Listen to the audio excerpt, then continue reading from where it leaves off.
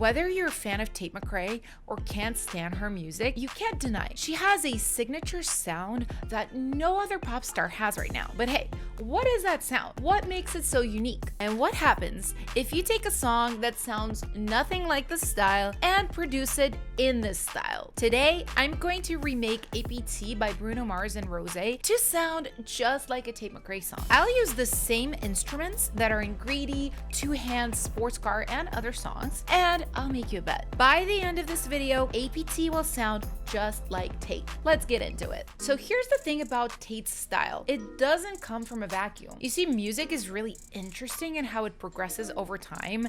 I like to think of it as like genealogy almost. So you know how some people might have blue eyes because their mom had them, and then her mom, grandma, and so on. You might be able to trace those blue eyes like 1,000 years ago, but the thing is, the ancestor from 1,000 years ago doesn't look anything like the current person, other than the blue eyes, obviously. So it's kind of like that with songs. Take a look at Tate's song Greedy. The drums, I would kind of describe these as just regular pop drums. Where it gets really interesting is the percussions. For example, take a look at the stem.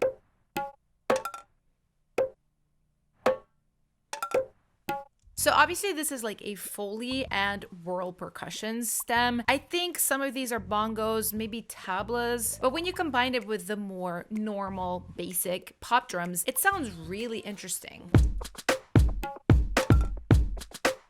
Sports Car is another song that uses traditional percussion. Listen very closely here. Did you catch those hits? I'm pretty sure that's a djembe, which is a hand drum from West Africa, which dates all the way back to like 12th century and has been used in traditional ceremonies for a long time. But the thing is, this drum and other drums from traditional cultures were super popular and used a lot in the 2000s. Now, do you guys remember any of these songs? Okay. Yeah. Or this absolute gold? I know I may be young. Or this absolute icon? I mean, now I want to just stop making this YouTube video and just listen to these songs. I love these so much. Instruments from traditional African, Middle Eastern, Asian cultures were snuck all up in those 2000 songs. It was a huge trend, and trust me, I would know. I was there. I mean, I literally have an EP called 2000s Teen based on this music, which I have linked below and which you should totally listen to. But yeah, I think we figured out by now that Tate's music is super influenced by this 2000s style of drum production. So this is where we're gonna start with our remake of APT. All right, so the first thing we gotta do is just slow things down. The internet says this song is 149 beats per minute. I'm thinking I'm gonna go down to like 120, 115, maybe somewhere in between of that 118. The Y2K style we're going for is a lot more mid-tempo, and so are a lot of popular Tate songs like Greedy, Sports Car, so that's what we gotta do. And another reason I want it to be slower is I kind of already know how I want the APT part to go. So you guys know in the original it's like it's very high energy, it's kind of like yelled. I think I'm gonna actually whisper this part, kind of like Sports Car. I'm gonna like stack it up and make it like really creepy and sexy. I think it's gonna be good. Now as for the drums, I'm gonna go for this darker sort of kick. I'm actually combining two samples, like this kind of low, just hip hop sample, and this more kind of stompy top layer. I like that crunch. Now to focus in on more of those traditional percussions, I think I'm gonna do a djembe, and I'll do it every other time, kind of like how Sports Car does it, so it's not too overwhelming. I really like how it sounds with the others. I also added this cute little percussion. This kind of sounds like a bicycle to me, to be honest, but this is actually an instrument called DAF. I will not lie, I had to Google what it looks like. Education is good. I also have a few other kind of random little Foley things like these mouth pops. There's this little clave hit from my friend Austin's sample pack for Make Pop Music. Then there's this cymbal crash.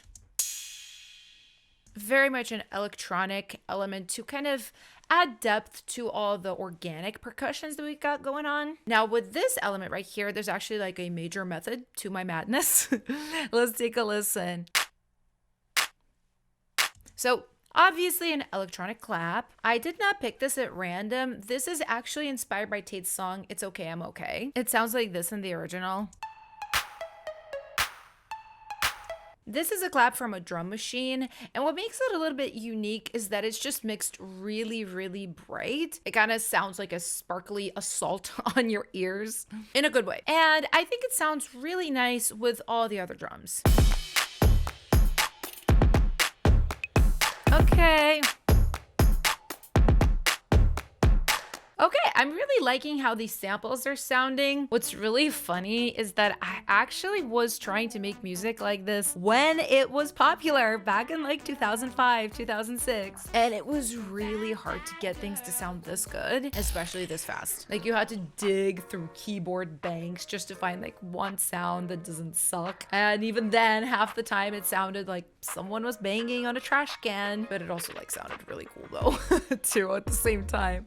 But hey, a lot of other things were imperfect back then. You know, like men in the music industry telling women they were too pretty to produce, or there being very few ways an artist could even learn how to produce better music. Luckily, it's a lot easier now. Even for somebody like myself who's been producing for 20 years and has like over 1 billion streams to my name, I honestly still want to learn new things. And lately, I've been super inspired exploring the Mix with the Masters platform, who are the sponsor of today's video. They're a really cool website where top engineers, producers, and artists share their knowledge through tutorials, live events, helpful downloadable content, all kinds of goodies. There are 3 different tiers you could join at, and when you do, you get access to a really high level of music education. For example, right here, you can literally download vocal presets for Beyonce from her engineer, which I'm gonna be snagging right now. Or you could watch this video series where Phineas shows how he produced Birds of a Feather by Billie Eilish. I want you to stay. She recorded most of it with that delay going because it was impacting the sort of style in which she was actually singing. You know, if you dried that out, it sounds great, but it's different. I want you to stay. Oh, that is really different. And I'm always telling you guys to put more sauce on your vocals. And here, Phineas is telling you to do the same. Very important. I know you guys love pop music on this channel, so here's a video of Jack Antonoff showing how he did Please, Please, Please for Sabrina. So interesting what you could do with like a program beat, because that's like the most basic thing in the world, but that dead lock beat against my loose world starts to create this like dream state I'm looking for.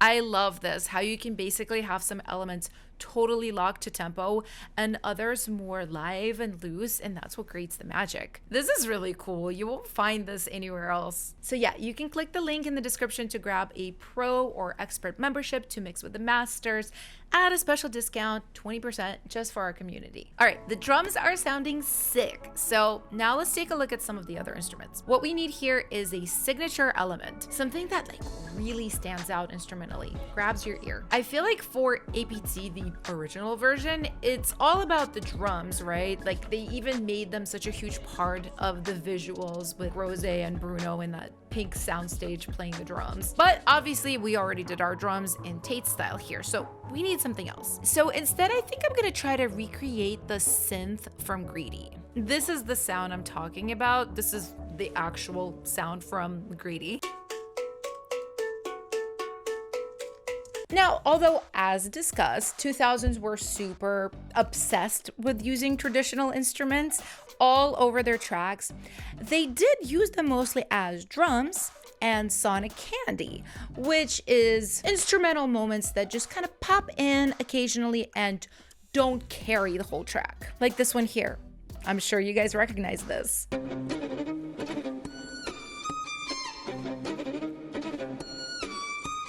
But like I said, Tate's producers using it in a more modern way, making it like a main event. And okay, so this is my version of the hand drum. It's a really similar sounding part, but I did make it sound a lot shorter, as you'll hear in a second, because I just wanted it to be more percussive, and this is what it sounds like. All right, we're really cooking now. So I want to do a couple more production moves that I would do if I was producing a Tate McRae song. Okay, so I really like this intro of Revolving Door.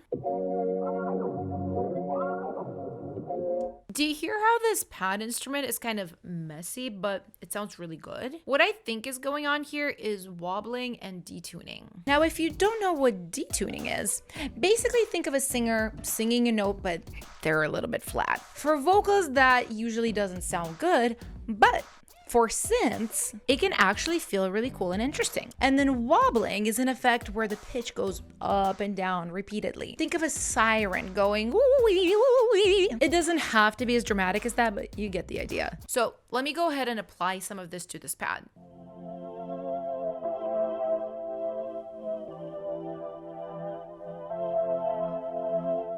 Ooh, I really like this. And what I'm hearing now is doing a similar intro move here that's in Tate's song Two Hands. You know that thing that goes like, I want your two hands, don't ever let me go. But it's all kind of like messed up and sounds like cool. The easiest way to explain format is like, it's what makes your voice sound more childlike and feminine, Or deep and masculine. So I'm gonna sing some vocals in. I think I'm gonna take what Rosé sings at the end of APT and turn it into this intro. And okay, yes, so I'm gonna do some format shifting here, and it's gonna sound like this.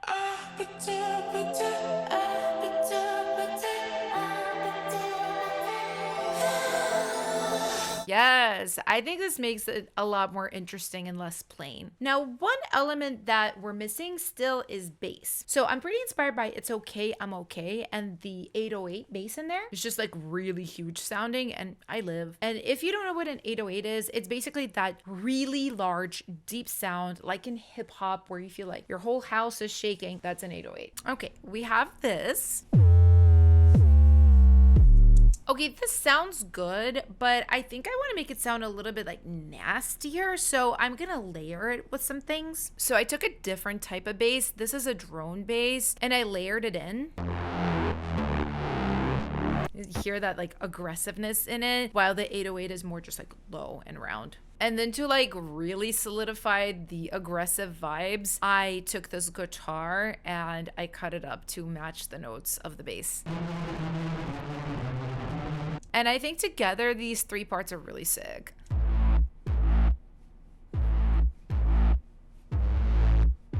This is kind of like really giving sports car. So it's a vibe. And I'm gonna go ahead and lock it in by actually finally singing APT to this track. Now, I'm gonna be honest with you guys, I'm not really like an impersonator of other singers, and I don't really wanna be because I like how I sing, but I am gonna perform it in a little bit more of a Tate McRae-ish way, more than how I would do it. So there are a couple of things she does that are really unique to her. She does a lot of lower pitch singing, and the way she does it is with a little bit of rasp in her voice, which makes it sexy. She also kind of doubles down on the sexy thing by slightly slurring her words, which is not really my style because I like to enunciate. I like to make sure my lyrics are heard, but I'm gonna try the slurring thing here. And okay, this is what we have. Kissy face, send to your phone. I'm tryna kiss your lips for real. Red hot, that's what I'm on. Come give me something I can feel. I think this sounds very Tate-esque without me, imitating her. And I did a couple of Tate-like vocal production moves here as well. I took the word but, and I made it chopped up like this. is just the word with like the end of it cut off. And it's also panning in the stereo image going from left to right. And the reason I did this is because in Tate's song Greedy, there's actually something really similar in the verse. This bit right here. You keep talking. I also did these kind of fun stacks. These are not really harmonized, they're just octaves.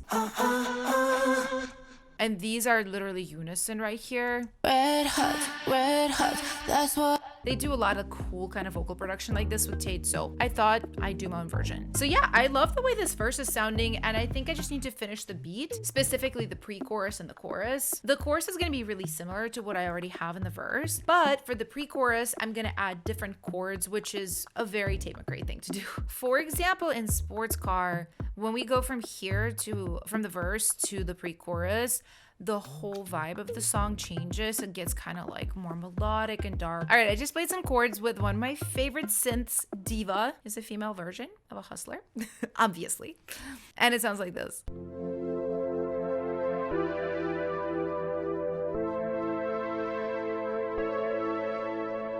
I'm doing some funky kind of chords that are not in the original APT song, but it is more Tate McRae. And I also added this gliding sort of synth, which reminds me of what's in the chorus of Greedy.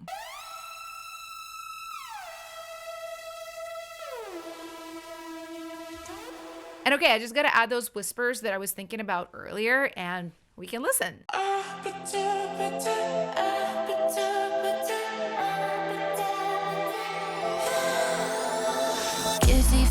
Kissy face, send to your phone. I'm tryna kiss your lips for real. Red hot, that's what I'm on. Come give me something I can feel. Don't you want me like I want you, baby? Don't you need me like I need you now? Sleep tomorrow, but tonight go crazy. All you gotta do is just meet me at the